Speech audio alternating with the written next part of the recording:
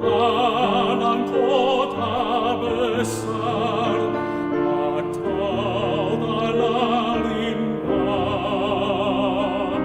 jiwa sama berharga di matamu.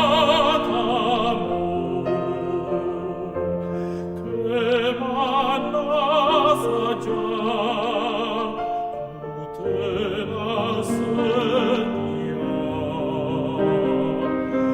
ku mau cinta yang dicintamu.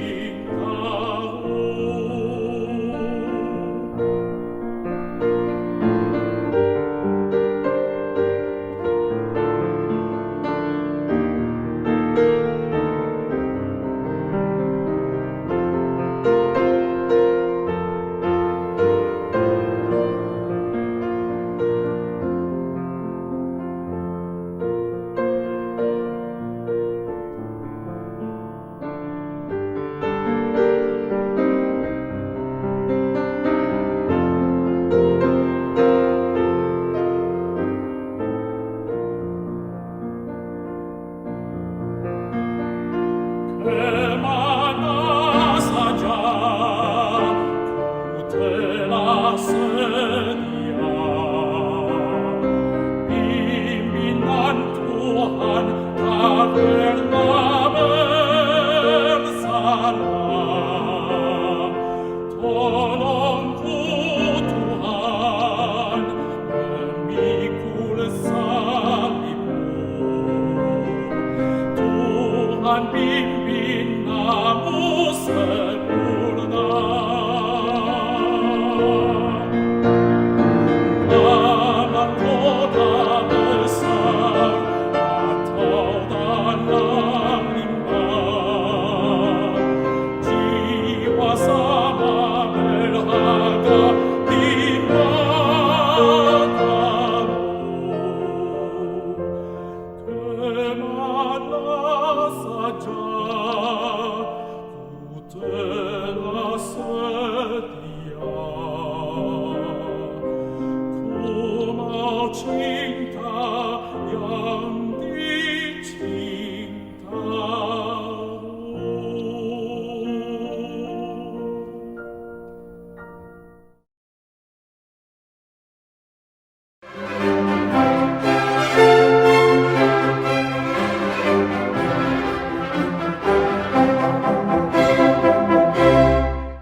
Saudara-saudara, malam ini saya memilih tema kenapa Yesus dipaku di atas kayu salib menjadi pokok kebaktian hari ini, karena ini merupakan satu kunci mati hidupnya kekristenan.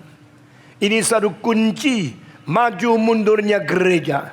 Ini satu kunci mengerti atau tidak mengerti manusia terhadap Tuhan yang berada di dalam surga. Banyak orang kira mereka sudah beragama, maka mereka sudah mengenal Tuhan. Agama bukan mengenal Tuhan. Agama berusaha menyuap diri, lalu melarikan diri daripada Tuhan. Orang beragama berkata kepada diri, bukankah saya baik? Bukankah saya menolong orang miskin? Bukankah saya berdoa? Bukankah saya membaca kitab? Bukankah saya seorang beribadah? Kalau ini sudah cukup, maka saya tidak usah lagi mengerti lebih dalam. Agama menjadi sesuatu batu syak yang bikin manusia menganggap diri cukup karena mereka sudah beribadah, bersyariat. Mereka sudah mempunyai kewajiban seperti apa yang dituturkan oleh pimpinan agama mereka. Maka mereka mulai hidup lebih berani berdosa dan tidak takut kepada Tuhan. Saudara-saudara, sekarang banyak orang yang dimasukkan penjara karena mereka mempunyai kedudukan tinggi. Mereka pakai kesempatan untuk menjadi orang yang korupsi, menerima korupsi. Apakah mereka tidak beragama? Apakah mereka tidak ke tempat ibadah? Mengapakah banyak orang yang berdosa, yang sekarang terbongkar dosa-dosa mereka, mereka bisa kelihatan seperti tidak apa-apa karena mereka menganggap mereka sudah beragama, dan mereka tidak mengetahui bahwa di dalam pengertian salah dari agama-agama mereka, mereka belum pernah mengenal Tuhan. Saudara-saudara, Tuhan dikenal oleh siapa? Tuhan dikenal melalui apa? Tuhan pakai cara apa untuk manusia mengenal Tuhan? Manusia selalu mau mengenal Tuhan melalui bijaksana atau melalui kuasa Tuhan yang dilihat. Jikalau Allah menyatakan bijaksana yang besar untuk mentaklukkan pikiranku, maka saya anggap itu masuk akal. Saya percaya kepada Tuhan. Jikalau Allah menyatakan kuasa yang besar, melakukan mujizat, menyatakan kehebatan Dia, saya percaya kepada Tuhan. Paulus berkata di 1 Korintus, Allah tidak menyatakan diri melalui mujizat. Allah tidak menyatakan diri melalui bijaksana manusiawi. Kalimat ini bukankah berlainan dengan kitab suci? Bukankah kitab perjanjian lama mengatakan Allah selalu menyatakan mujizat kepada orang Israel? Bukankah Alkitab mengatakan nyata selalu menyatakan kebijakan kepada orang Israel? Bukankah di dalam perjanjian lama firman Tuhan yang penuh dengan bijaksana dan kuasa Tuhan yang penuh dengan mujizat telah menyatakan kehebatan Tuhan? Tapi saudara mengerti satu hal. Pada waktu Yesus berada di dunia, Dia melihat orang-orang Israel yang sudah senantiasa melihat mujizat, yang sudah senantiasa membaca kitab Taurat. Tuhan menganggap mereka belum mengenal Tuhan. Di dalam Injil Yohanes pasal 8, Tuhan Yesus berkata, Allah bukan bapamu, Abraham bukan bapamu. Mereka kan, kami mempunyai bapa, yaitu Allah. Yesus mengatakan, Tuhan Allah bukan bapamu, kami mempunyai bapa Abraham. Yesus berkata, Abraham bukan bapamu. Ini kalimat yang menakutkan. Kalau orang Israel membaca Taurat yang diturunkan Tuhan melalui Musa, ini firman Tuhan, mereka baca siang malam semenjak umur 5, masukkan ke sinagoge atau ke rumah sembahyang. Umur 12 pergi ke Yerusalem, dipakaikan jubah, ditabiskan, disebut sebagai bar mitzvah, the son of the law. Anak-anak Israel yang sudah belajar 7 tahun di rumah sembahyang, lalu mereka diberikan julukan, engkau anak Taurat, harus bertanggung jawab seumur hidup jika engkau jalankan atau tidak jalankan Taurat. Tetapi pada waktu Yesus hidup di dunia, Dia mengatakan, bapamu bukan Allah, bapamu bukan Abraham. Jikalau bapamu adalah Allah, jikalau bapamu adalah Abraham, maka engkau melihat aku, pasti engkau datang kepadaku dengan rendah hati. Tetapi engkau menolak aku, ini membuktikan engkau belum percaya kepada Tuhan, engkau belum mengenal Tuhan. Dan Yesus Kristus berkata, karena aku memberitakan kebenaran kepadamu, itulah sebabnya engkau mau membunuh aku. Siapakah yang paling membenci Yesus Kristus? Bukan orang-orang ateis, bukan orang komunis, tetapi pemimpin-pemimpin agama. Sekarang yang melawan Injil bukanlah orang lain, tapi pemimpin-pemimpin gereja yang pura-pura. Yang melawan Injil bukan orang ateis, bukan orang komunis, tapi orang beragama, tetapi memuaskan diri dengan agama, tapi belum mengenal Tuhan dengan sungguh-sungguh. Saudara-saudara sekalian, Yesus Kristus berkata, bapamu bukan Allah, bapamu bukan Abraham. Jikalau Abraham bapamu, niscaya engkau pasti datang kepadaku dengan rendah hati. Engkau menerima aku sebagai utusan dari Tuhan Allah. Tetapi karena bapamu bukan Abraham, itulah sebab engkau mau membunuh aku, engkau menolak aku. Itu sebab saya berkata kepadamu, engkau bukan anak-anak dari Tuhan Allah. Bapamu bukan Allah, bapamu bukan Abraham. Mereka waktu dijuluki seperti ini, mereka marah sekali dan mereka mau membunuh Yesus. Yesus berkata, bapamu adalah iblis. Yesus mengatakan kalimat ini kepada siapa? Bukan kepada orang biasa, bukan kepada rakyat jelata. Dia mengatakan kalimat ini kepada pemimpin agama yang pura-pura, pemimpin agama yang munafik. Sekarang berapa banyak orang yang pintar beragama, pintar berdoa, tapi hati mereka jauh dari Tuhan. Tuhan berkata, sia-sialah engkau berbakti kepadaku, Karena dengan bibir mulutmu engkau dekat kepadamu, tapi hatimu jauh daripadaku. Jikalau engkau hatinya jauh daripadaku, hanya bibir dan mulut dengan Yesus Kristus, engkau tidak lain seperti Yudas. Di antara murid-murid Yesus, hanya Yudas satu-satunya pernah mencium Yesus. Tapi dengan ciuman dia menjual Yesus. Karena dia hatinya bukan Yesus, hatinya adalah 30 keping perak.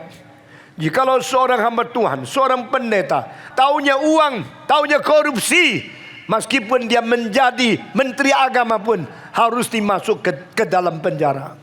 Karena hati kita bukan mau Tuhan.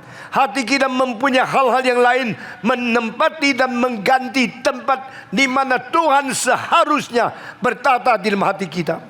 Saudara-saudara sekalian, bagaimana kita mengenal Tuhan? Paulus berkata, kenal dia dan bijaksana, karena engkau pintar belajar, pintar hafal, pintar membaca kitab-kitab, engkau mengenal Tuhan? Tidak. Paulus berkata, mengenal Tuhan melalui mujizat, melihat Tuhan melakukan mujizat. Bukankah orang Israel di dalam sejarah sudah melihat mujizat-mujizat? Bukankah Israel dengan mata sendiri melihat Yesus membangkitkan Lazarus? Yesus berkata di depan kuburan di mana Lazarus sudah dikuburkan 4 hari. Lazarus keluar. Orang mati itu bangkit, keluar. Ini merupakan mujizat terbesar di dalam sejarah. Tidak ada agama yang mempunyai mujizat seperti Alkitab. Semua agama tidak pernah mencatat ada mujizat seperti kitab suci. Yesus Kristus membangkitkan anak daripada Yairus. Yesus membangkitkan anak tunggal daripada janda di kota Nain. Yesus Kristus membangkitkan Lazarus yang sudah dikubur 4 hari. Lazarus keluar. Orang mati itu keluar. Setelah mereka melihat mujizat, mereka langsung berbakti, berkata, Yesus, engkau anak Allah. Saya sekarang bersujud kepada engkau. Tidak. Mereka setelah melihat Yesus membangkitkan Lazarus, Alkitab mengatakan mereka menetapkan untuk membunuh Yesus. Itu sebab jangan bangga karena engkau mempunyai agama. Jangan bangga karena engkau membaca kitab. Jangan bangga karena engkau berpuasa. Jangan bangga karena engkau mensedekah. Jangan bangga karena engkau berziarah. Jangan bangga karena engkau melakukan kebajikan. Itu semua untuk membius hatimu, menjadikan dirimu sombong, mengangkat diri menjadi lebih tinggi dari orang lain. Engkau menganggap saya lebih baik dari orang lain karena saya pernah berziarah, saya pernah pergi ke tempat ini, pergi ke tempat itu. Aku pernah melihat mujizat, aku mengenal firman Tuhan. Tuhan dikenal melalui rasio? Tidak. Tuhan dikenal melalui kuasa? Tidak. Paulus berkata, di atas kayu salib, di Golgota, tidak ada mujizat, tidak ada bijaksana, sehingga orang mau lihat apa? Oh Yesus, engkau dipaku di atas kayu salib. Di mana Allahmu? Di mana kuasanya? Jikalau Tuhan menyentuh engkau, biar dia menolong engkau turun dari salib. Jikalau Tuhan mencintai engkau, biar dia menyatakan mujizat menolong engkau, menurunkan engkau dari Golgota. Tapi Tuhan membiarkan Yesus mati di atas kayu salib. Tuhan tidak membiarkan dia untuk turun dari kayu salib. Tuhan tidak menolong dia. Tuhan tidak mendengar, seolah-olah dia dibiarkan, dibuang oleh Tuhan Allah. Waktu Yesus Kristus berteriak, my God, why have you forsaken me? Allahku, Allahku, mengapa engkau meninggalkan aku? Pada saat itu Tuhan Allah mendengar, tapi Tuhan tidak menolong. Tuhan mengetahui anaknya sedang berteriak dengan pedihan, dengan kesedihan yang luar biasa. Tapi Tuhan tidak menurunkan dia daripada salib. Saya bertanya, salib itu tempat apa? Salib tempat tidak nyata Tuhan. Salib tempat di mana Tuhan tidak menyatakan kuasanya, tidak menyatakan anugerahnya, tidak menyatakan pertolongannya, tidak menyatakan penyertaannya. Biar anaknya mati begitu sedih. Kenapa salib? Kenapa salib begitu susah? Saudara-saudara, inilah rahasia tertinggi. Tuhan di tengah-tengah kesengsaraan Kristus tidak berbicara satu kalimat, tidak mengulurkan tangan menolong dia, tidak kirim malaikat untuk melepaskan dia, tidak melakukan mujizat, inilah satu hal yang tidak mungkin dimengerti oleh manusia. Tapi di sini menjadi ujian terbesar. Tuhan mau mengetahui siapa yang di dalam kediaman Tuhan Allah, di dalam masa Tuhan tenang tidak berbicara, menemukan kebenaran. Siapa melihat di dalam saat Tuhan tidak memberikan pertolongan, mengaku kuasa Tuhan. Saudara-saudara, saya sangat terkejut waktu saya memikirkan salib. Dan saya sangat kagum yang di bawah salib tak ada orang mengetahui di mana Tuhan ada. Jikalau Allah menyenangi dia, turunlah dan bantu dia, lepaskan dia, tolong dia, turun dari kayu salib. Mereka memaki-maki Yesus, mereka mencemooh dia, mereka meludahi dia, mereka mentertawakan dia. If God delight in him, let God deliver him. Jikalau Allah senang kepada ini anak, biarlah Allah menolong dia, melepaskan dia. Tapi Allah tinggal diam, tidak berbicara. Saya mau tanya kepada saudara-saudara, Allah mengasihi anaknya Yesus Kristus tidak? Jawab. Allah mengasihi Yesus tidak? Kalau Allah mengasihi dia, kenapa tidak tolong dia? Kenapa pada waktu Yesus dibaptiskan, langit terbuka, Bapa berkata, ini anakku yang kukasihi, dengarlah kepadanya. Pada waktu Yesus menyatakan diri beserta Musa dan Elias di dalam transfigurasi, langit terbuka, Allah berkata, inilah anakku yang kukasihi. Saat itukah Yesus perlu saksi dari Allah? Saat dia baptiskah dia perlu saksi daripada Allah? Saat dia transfigurasikah dia perlu saksi dari Allah? Yang lebih perlu waktu Yesus dipaku di atas kayu salib, saat itu dia paling perlu Tuhan bersaksi bagi dia. Tapi Tuhan tidak bicara, Tuhan diam, Tuhan tidak menjawab, tidak memberikan jawaban kepada doa yang berteriak, Allahku, Allahku, mengapa meninggalkan aku? Mengapa salib menjadi tempat begitu sepi? Salib menjadi tempat begitu sunyi, salib menjadi tempat begitu tersendiri, salib menjadi tempat begitu kejam, begitu menakutkan. Saudara-saudara, ini yang kita pikirkan hari ini. Karena Tuhan mau manusia mengenal dia di dalam ketenangan, tidak bersuara, tidak ada mujizat, tidak ada bijaksana. Maka orang yang lewat Golgota, mereka mengatakan, apa ini? Ini anak Allah? Saya tidak percaya. Kalau dia adalah anak Allah, Allah yang berkuasa pasti menolong dia. Kalau Allah tidak menolong dia, ini pasti palsu, ini pasti bukan anak Allah. Kalau dia anak Allah, Allah pasti melakukan mujizat, melepaskan dia, turunkan dia dari kayu salib. Tapi Allah tidak bekerja, membuktikan dia bukan anak Allah. Saudara-saudara, tersembunyilah rahasia tertinggi di dalam seluruh alam semesta pada waktu kita melihat ketenangan, kesepian, kesunyian tanpa pertolongan Allah Bapa dari surga kepada anaknya di atas kayu salib.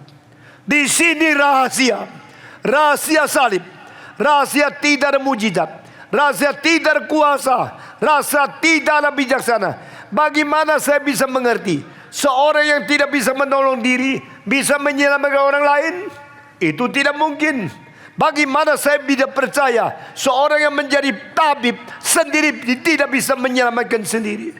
Jikalau dia anak Allah, dia pasti bisa lolos, dia pasti bisa pergi, dia pasti bisa melarikan diri dari hukum yang begitu kejam yang timpa kepada dia. Tapi Yesus tidak menolong diri, Yesus tidak mempunyai kekuatan melepaskan diri, Yesus tidak melarikan diri, dan dia berhasil ditangkap dan diuji, dihakimi, dikutuk, dan dijatuhkan hukuman mati. Ini membuktikan Allah tidak menyertai dia. Orang bodoh mengatakan kalimat seperti ini, di manakah Allah? Saya tidak mengenal Allah. Saudara-saudara, sekarang banyak gereja yang salah dalam mengenal Allah hanya melalui kalau Tuhan kasih berkat.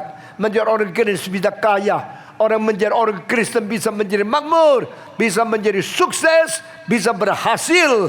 Itulah sebabnya gereja semacam ini telah hidup di dalam dosa.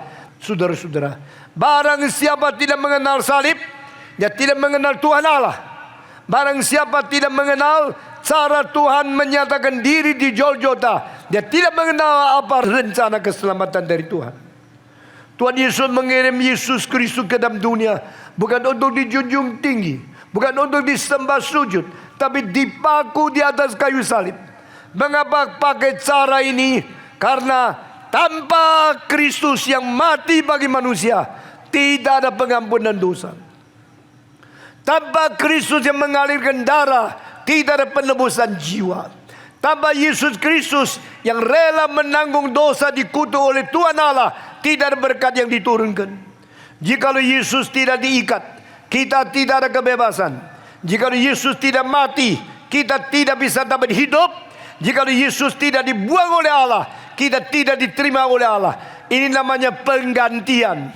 In order to substitute us, to replace us, Christ must be punished this way. Yesus harus dihukum. Yesus harus dihukum cara demikian kejam, supaya kita mengetahui berapa besar dosa kita yang harus ditanggung dengan cara yang keji seperti ini. Yesus Kristus dipaku di atas kayu salib, dan dia berkata, Bapa, ampuni mereka, karena apa yang mereka perbuat mereka tidak mengetahui. Yesus telah menyatakan kepada kita, dosa kita berapa besar. Besar sampai kita sendiri tidak sadar. Orang yang berdosa dan tidak sadar diri berdosa, cilakalah dia. Orang yang korupsi dan tidak rasa itu dosa, cilakalah dia. Saya pernah berkhotbah dengan keras, di Indonesia harus ada jenderal-jenderal yang dimasukkan penjara, konglomerat yang dimajukan ke meja hidup. Harus ada orang-orang pejabat-pejabat tinggi, gubernur-gubernur yang dituduh korupsi. Baru ada hari depan negara Indonesia.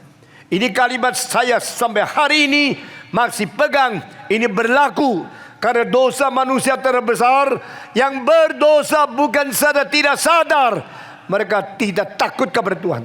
Mereka tidak rasa mereka bersalah. Itu sebab mereka harus menerima hukuman dari Tuhan. Tuhan mencintai kita, maka Tuhan mau kita bertobat. Pertobatan berarti mengumumkan, mengiklamirkan bahwa aku meninggalkan dosa dan aku kembali kepada Tuhan. Pertobatan berarti saya menjauhkan diri daripada iblis, daripada semua perbuatan yang salah, dan minta pengampunan dari Yesus Kristus. Hari ini lebih ribu orang yang maju ke depan, menangis, bertobat, berdoa di hadapan Tuhan. Karena apa? Karena Tuhan menyadarkan mereka berdosa. Mereka hidup melawan Tuhan. Mereka telah menjadi musuh Tuhan Allah. Maka cinta Tuhan menghancurkan hati kita, cinta Tuhan menerangi jiwa kita, dan Tuhan menggerakkan kita untuk menangisi dosa kita sendiri. Yesus berkata, berbahagialah mereka yang ratap tangis, karena mereka akan dihibur. Jika engkau terus hidup di dalam dosa, masih tertawa-tawa seperti orang gila, engkau harus masuk neraka. Jika engkau menangisi dosa, minta pengampunan dari Tuhan, engkau akan diberkati oleh Tuhan. Allah adalah Allah yang suci, Allah yang tidak melihat dosa, Allah yang tidak mentoleransiakan kejahatan, Allah yang tidak membiarkan setan terus merongrong manusia dan membius manusia, sehingga manusia yang berdosa sendiri tidak sadar. Saudara-saudara, Paulus berkata, di atas Golgota tidak ada mujizat. Di atas Golgota tidak ada bijaksana. Kalau engkau tersandung di dalam kedua kalimat ini, berarti engkau pasti seperti orang kafir, seperti agama lain yang menghina salib Kristus. Apa itu salib? Orang yang dipaku di atas kayu salib, yang menamakan diri anak Allah, ternyata Tuhan tidak menolong, Tuhan tidak mendengar doanya, Tuhan tidak menyertainya, Tuhan tidak kirim malaikat turun dan melepaskan dia. Apa itu? Orang Kristen terlalu bodoh, ditipu oleh ajaran salib. Yesus Kristus disalib. Ini tidak bisa diterima oleh agama lain, tapi justru rahasia Tuhan menyelamatkan manusia, menyelamatkan orang berdosa, terletak di dalam rahasia ini. The cross of the Christ. is the deepest, the secret of our God, and the greatest, the wisdom from heaven, and the greatest, the performance of the miracle. Yesus Kristus di atas kayu salib justru tidak ada mujizat, maka salib menjadi mujizat terbesar.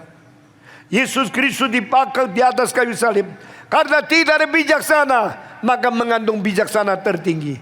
Allah memakai bijaksana yang tidak kelihatan bijaksana untuk menyatakan kepada orang yang beriman, bukan orang yang mau bukti. Begitu banyak orang mengatakan Tuhan, jika Allah nyatakan bukti, Tuhan mengatakan tidak bukti. Saya akan menyatakan dengan iman, bukan dengan bukti. Kalau beriman engkau akan melihat bukti, tetapi kalau melihat bukti baru percaya, itu bukan percaya. Yesus Kristus berkata Thomas, taruh jarimu ke dalam lubang tanganku, masukkan tanganmu ke dalam lumbungku. Sekarang engkau mau bukti? Ini bukti. Sekarang taruh jarimu, masukkan tanganmu. Thomas ketakutan. Thomas melihat bukti, dia menjadi gemetar. Sebelum melihat bukti, saya mau bukti. Jikalau saya tidak masukkan jariku ke dalam lubang daripada Yesus Kristus yang dipaku, saya tidak percaya dia bangkit.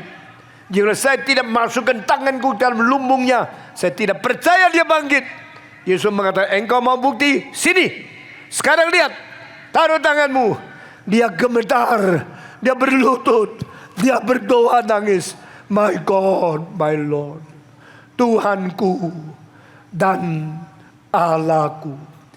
Inilah satu kali di mana istilah Allah dan Tuhan digabungkan dari satu kalimat yang mengaku Kristus yang sudah bangkit adalah sungguh-sungguh Tuhan, adalah sungguh-sungguh Allah dari mulut seorang yang tadinya meragukan kebangkitan Yesus Kristus. Setelah dia berlutut mengatakan Tuhanku, Allahku, Yesus berkata, Thomas, Thomas, engkau sudah melihat baru percaya? Saya berkata kepadamu, mereka yang tidak melihat dan sudah percaya lebih bahagia daripada kamu. Orang Kristen jangan lupa, yang belum melihat tapi percaya lebih berbahagia daripada percaya sesudah lihat. Orang Kristen harus mengetahui, engkau tidak menemukan di Golgota ada mujizat, tidak menemukan di Golgota ada bijaksana yang masuk akal, tapi engkau percaya Yesus Tuhan, engkau orang berbahagia. Jangan mengikuti orang kafir yang minta mujizat, yang minta kuasa, yang minta kebijakan, minta segala sesuatu kuasa Tuhan yang dipamerkan untuk menjadi dasar iman. Alkitab mengatakan Tuhan di dalam kebodohannya lebih berbijak daripada manusia. Tuhan di dalam kelemahannya lebih berkuasa daripada manusia. Tuhan di dalam hal memperlalukan lebih dimuliakan daripada manusia. Saudara-saudara, engkau kira Tuhan bodoh? Kebodohan Tuhan lebih daripada kebijakan manusia. Engkau kira Tuhan lemah? Kelemahan Tuhan lebih berkuasa daripada manusia. Engkau lihat Tuhan tidak ada mujizat, Dia telah menyatakan mujizat terbesar, yaitu Yesus bisa menyelamatkan orang berdosa. Yesus bisa mengampuni orang yang bertobat. Inilah mujizat terbesar.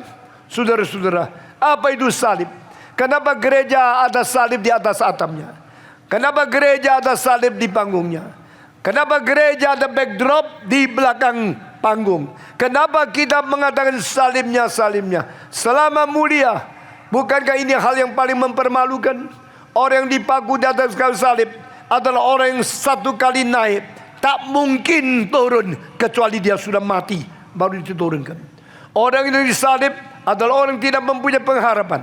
Orang yang dipaku di atas salib adalah orang yang pasti harus mati. Orang yang dipaku di atas kayu salib harus mengalirkan darahnya setetes demi setetes sampai habis, sampai putus napas. Saudara-saudara, salib adalah hal yang paling mempermalukan. Tetapi salib bagi orang Kristen yang iman yang sejati adalah hal yang paling mulia. Salibnya selamanya mulia. Dosaku dihapuskan karena darah Yesus Kristus. Lagu syair yang ditulis oleh seorang perempuan yang buta sampai umur 90 lebih baru mati di Amerika, namanya Fanny Crosby. On the cross, on the cross. The cross is my glory forever and ever. Salibnya, salibnya. Selama mulia, dosaku dihapuskan karena darah Yesus Kristus. Inilah perempuan yang mengerti, yang paling malu justru adalah paling mulia. Waktu Yesus dipaku di atas kayu salib, baju luarnya diambil, baju dalamnya diundi. Akhirnya Yesus mungkin sekali telanjang dipaku di atas kayu salib. Orang yang melewat situ mencemooh dia. Jikalau engkau anak Allah, turun. Jikalau Allah menyenangkan engkau, datang menolong engkau. Di mana Bapamu? Di mana Allahmu? Engkau tidak bisa menolong diri, bagaimana bisa menolong kami? Semua mencemooh dia, semua menghina dia. Mereka mentertawakan Yesus. Tetapi Yesus tidak menjawab. Tidak menjawab satu kalimat. Karena dia mengetahui dia harus dipermalukan seperti ini. Barulah kemuliaan Allah dinyatakan di dalam hati orang yang percaya. Dia tahu dia harus dibuang seperti ini, baru orang berdosa diterima kembali oleh Allah. Dia harus dikutuk seperti ini, baru berkat Allah turun kepada manusia. Yesus Kristus harus menerima sengsara yang paling berat, paling besar, paling memalukan. Karena salib ada rencana Allah menyelamatkan manusia. Saudara-saudara tahu tidak? Salib itu ditemukan oleh orang Romawi untuk mempaku perampok, penjahat, penyamun, pemberontak, orang revolusi yang melawan pemerintah Kaisar Romawi. Mereka dipaku di atas kayu salib. Tetapi jikalau orang yang berdosa adalah orang warga negara Romawi, tidak boleh disalibkan. Itu terlalu malu. Maka saudara-saudara, Petrus disalibkan karena dia bukan bangsa Romawi. Paulus dipenggal kepala karena dia mempunyai warga negara Romawi. Ini penghinaan terbesar untuk orang berdosa di dalam dunia ini, yaitu penemuan salib untuk memaku, menggantung manusia telanjang di atas kayu. Yesus kenapa memilih dan rela takluk kepada Tuhan di dalam keadaan disalibkan di Golgota? Karena kemuliaan Tuhan dinyatakan melalui keadaan yang mempermalukan diterima oleh Yesus Kristus. Bijak Allah dinyatakan melalui kebutuhan yang dianggap oleh manusia. Kuasa ilahi dinyatakan melalui kelemahan Yesus yang dianggap lemah, tak bisa melawan.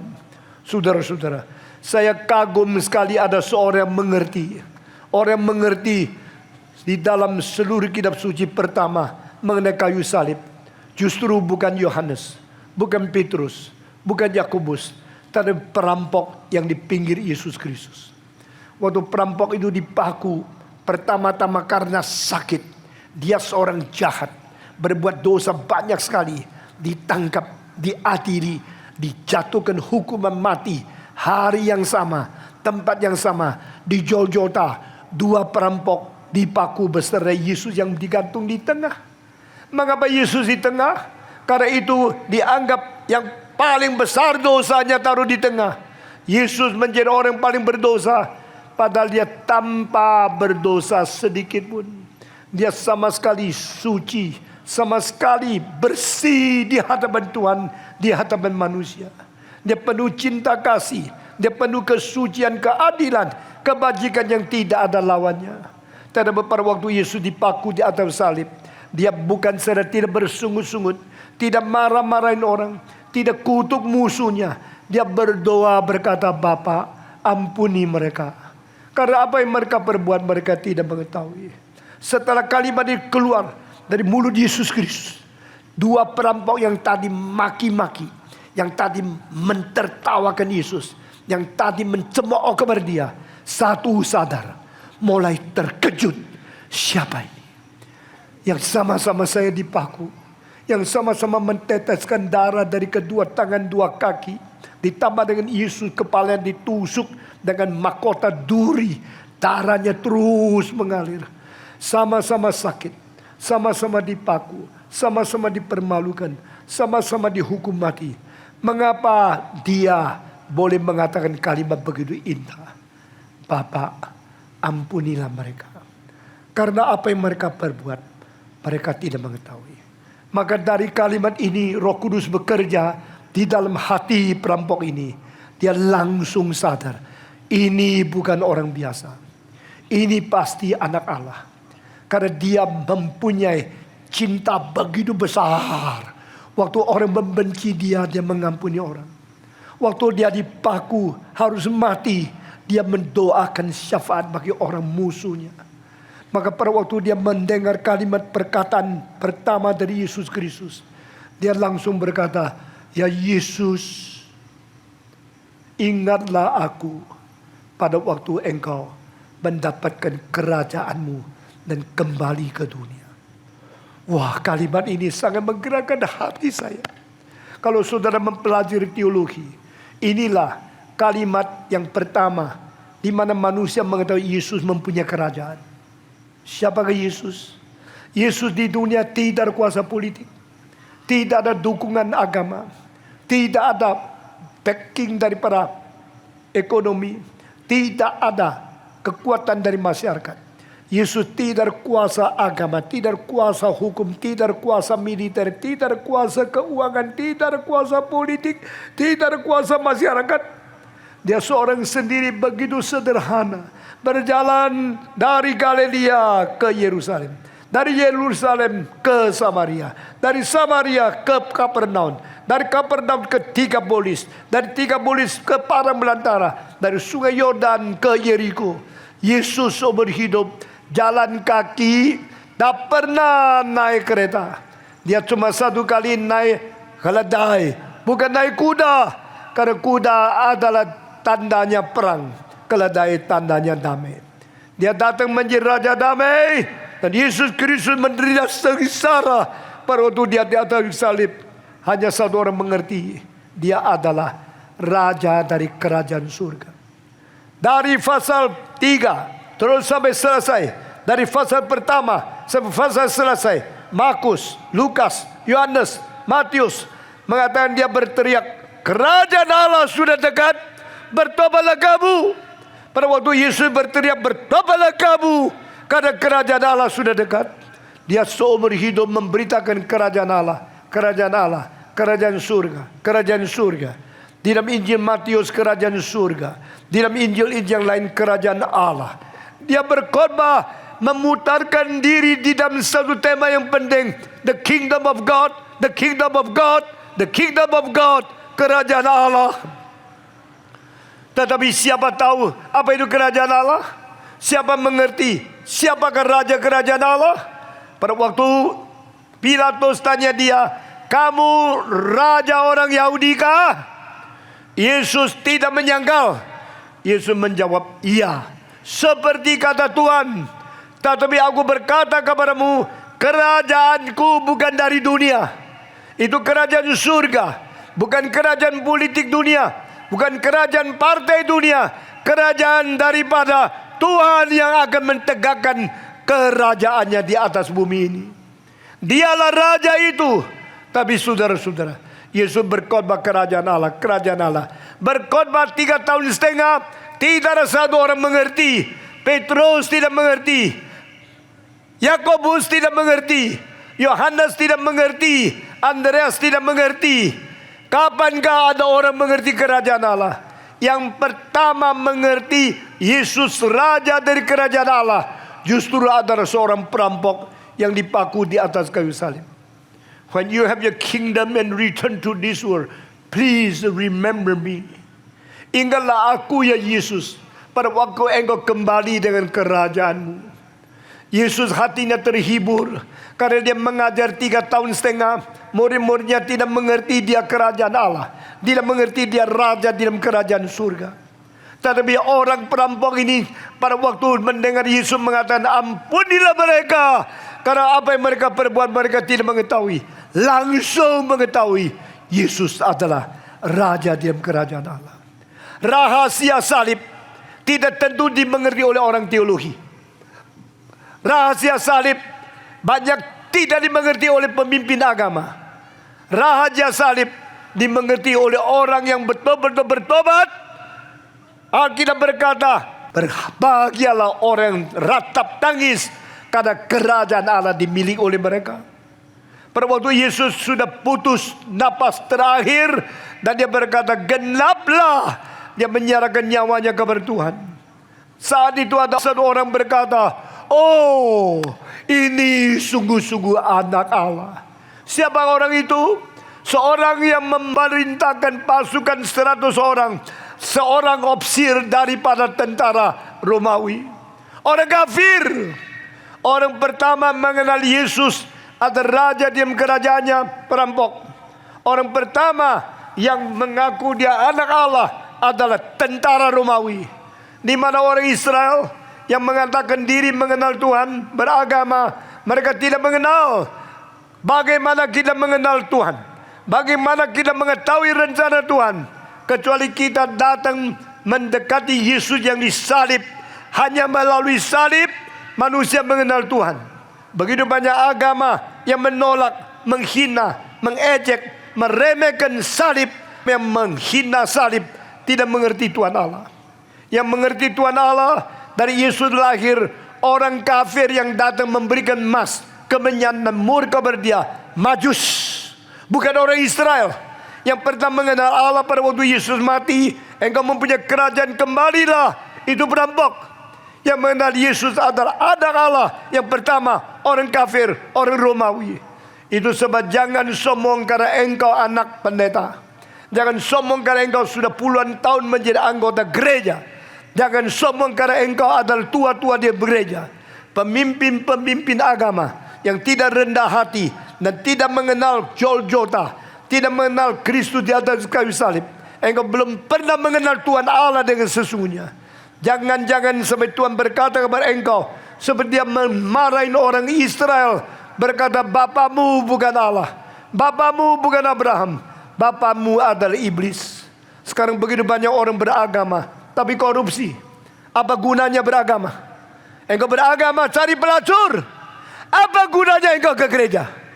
Engkau menjadi majelis, menjadi orang tua-tua, dan engkau minum ganja. Engkau menjadi orang pemuda-pemudi Kristen, engkau minum marihuana, engkau narkoba, engkau akan mendapatkan penyakit AIDS jika engkau tidak bertobat.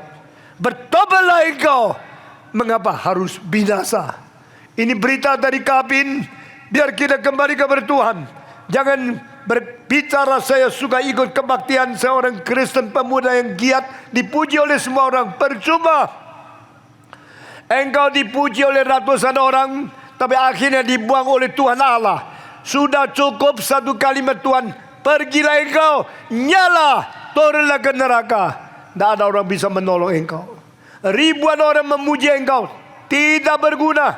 Begitu banyak orang pintar baca kitab, begitu banyak orang pintar berdoa, begitu banyak pintar seperti ikut kebaktian.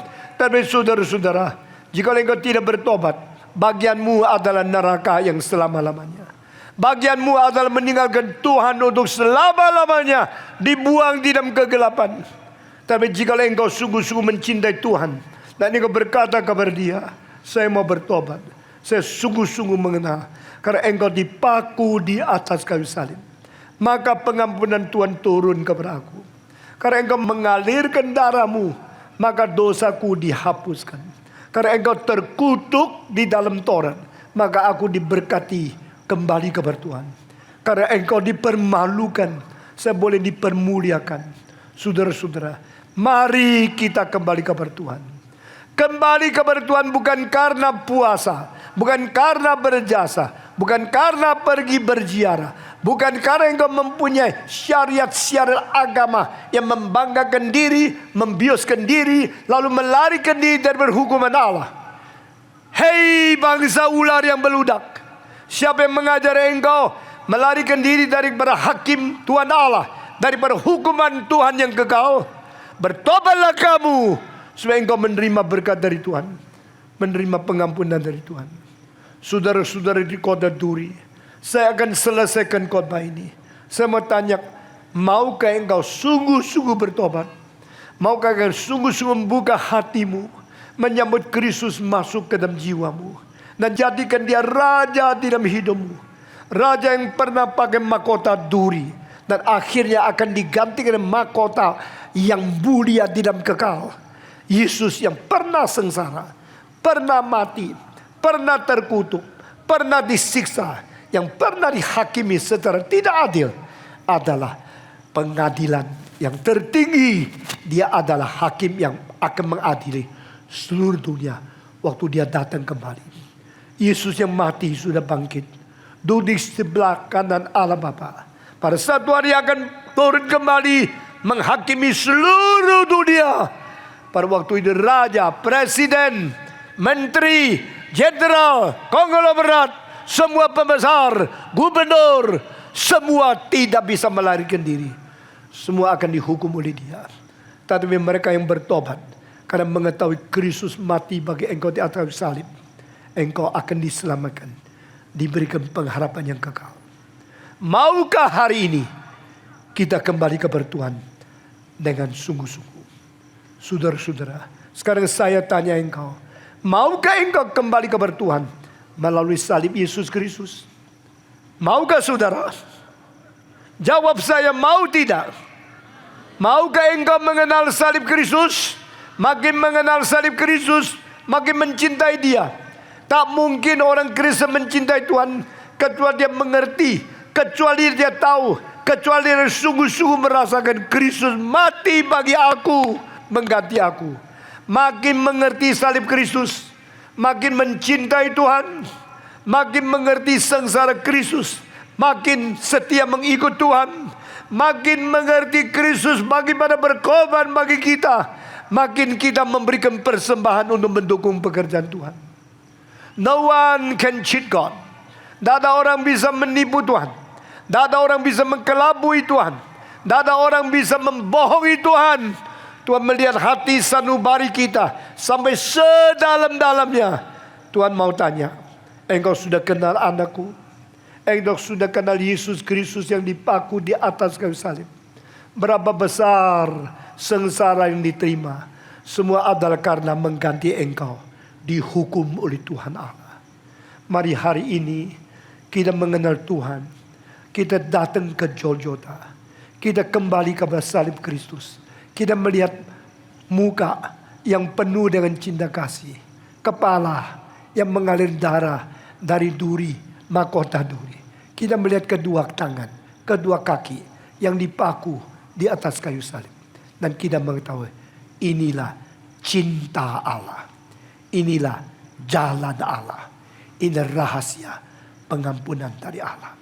Maukah kita menjadi orang yang betul-betul mencintai Tuhan, setia mengikuti Dia, tekun sampai mati, menjadi orang Kristen yang sejati? Maukah saudara? Maukah saudara? Saudara bukan menjawab saya, sekarang menjawab Tuhan. Sekarang kita akan menyanyi salibnya dengan tunduk kepala, merenungkan kembali cinta Tuhan. Mari kita menyanyi bersama-sama.